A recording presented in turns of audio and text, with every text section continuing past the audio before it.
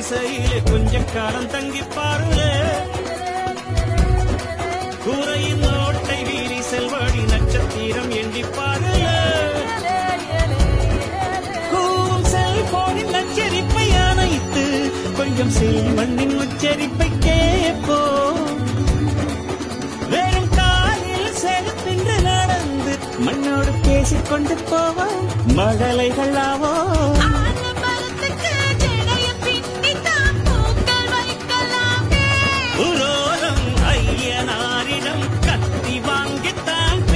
சீவலாமே